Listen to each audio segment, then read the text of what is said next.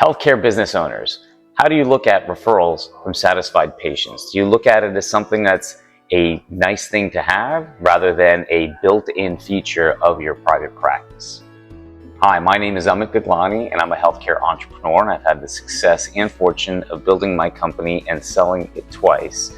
And now I help physical therapy practices as well as medical practices, create the practice of their dreams by putting in systems in their practice, showing them the statistics that they need to use to manage the practice by, and putting a whole bunch of other elements into their practice that really get them the net profit that they're looking for. At the end of the day, we're trying to help them reach their goals. Why satisfaction matters in a physical therapy practice. Now, it almost feels common sense that you're trying to satisfy each and every patient. But we as practice owners also have staff physical therapists. And for them, treating a patient becomes more of a rote routine where they're thinking about the next patient, the next patient, the next patient. And we have to shift their mind frame into thinking that when you're treating this patient, that patient is the most important person in the world. If a patient feels that way, their satisfaction level with their experience goes up significantly. Now, that takes an art and a skill, and it's upon us as the practice owners to be able to teach that and to be able to show them that how do you make this patient feel like there's nothing else in the world that's going on other than them. That is a satisfied patient, and they are more likely to refer you more new patients. Communication, clarity, and empathy. This builds trust in a physical therapy practice or any medical practice, to be honest with you. And if you have those components, the patient feels that they can trust the therapist and the information they're receiving from the therapist is something that they believe that will actually help them.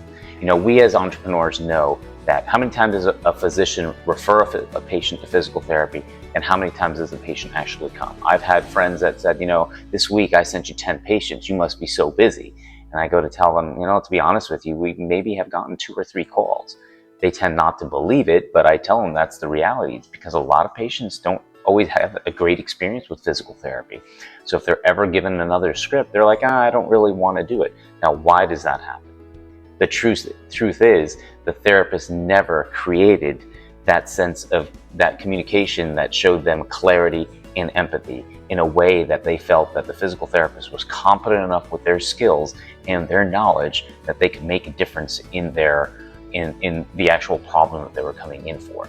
When a patient feels that they've been connected with you and you are the one that can help them, they'll do whatever you want, and they'll also refer more patients to you. So how do we create a referral flywheel? Well, let's go over it. There's 4 different steps. The first one is building trust, and we just went into how to build that trust. The second thing is creating engagement by educating the patient. Part of that goes into building trust as well, but the more you educate the patient, the more you solidify in their mind that you know what you're talking about, and that recreates that trust again. The third thing is retention. If you're doing the first 2 right, you'll retain the patient. And if you're retaining the patient, meaning they're coming in for their visits, you're more likely to hit their goals. Now, once you've done those 3 things, the 4th thing is the ask, okay? You're asking for a referral. Who do you know that we can help? Literally, you say that. Now, a lot of times we're working one-on-one with patients. If you're out of patient care, this is something you're teaching to your clinicians to have these types of conversations when your patients. When you learn more about your patients, about their family, about their husbands, about their wives, about their kids, you can easily offer, hey, let's have you come in, let's have your son, daughter, husband, wife come in, let me take a look at them for whatever problem you're talking about. I'll take a look at them for free, just as a free consult. Let me see what's going on. If something that's there that we can help you with, we can get started. If it's not something that we can help you with, I can refer you to someone else. Now that's powerful, where you can become the referral source. So as a clinician, how do you know when to ask for the referral? Well, these patients are generally happy. They're happy at the progress that they're making. So you have to have these mental checkpoints in your head. The patient's attending their physical therapy appointments on time. They're generally happy.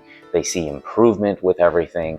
You can spot these patients a mile away. Now, most patients that are coming in will still have some deficits at some point during their progress, during their physical therapy, sessions. So it doesn't mean that they're perfect, but they do see progress is being made.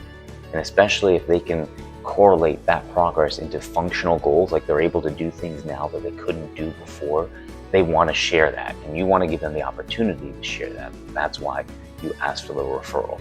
So have these mental checkpoints.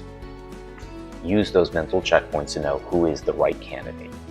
How do we measure success in this area? Well, if we're keeping stats that show how many patients are referring other patients, that's a great way. On most intake paperwork, we're asking patients, how did you hear of us? Now, if you see that there's an uptick in the category of referred by another patient, you know you're doing a good job in there. If you're not getting, a lot of referred by another patient or return patients, you know that you need some improvement in this area. Check NPS scores, because this is what they're scoring you guys on as well. Check percentage of prescribed being met. This tells you what percentage of your patients are following their prescribed. If somebody's following their prescribed, that means they trust you and they're still coming in.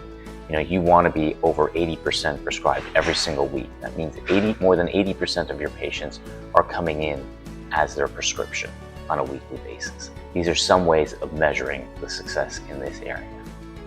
Final thoughts. Every practice owner needs to realize that you're not only a practice that's helping patients, but you're building a business. And in that business, you're looking for satisfied patients. So when you have satisfied patients, you need to jump on that as a business owner. And you need to offer ways that they can refer you other people. Generally speaking, people want to help other people they like. So if they like you, they see the progress, they want to help you succeed. Especially if you're a small business owner, you can use that towards your advantage and ask for the referral. My name is Amit Gaglani, and I'm a business coach, and I help small healthcare practices to help achieve their goal. Follow us to like us, and so we can send you more information.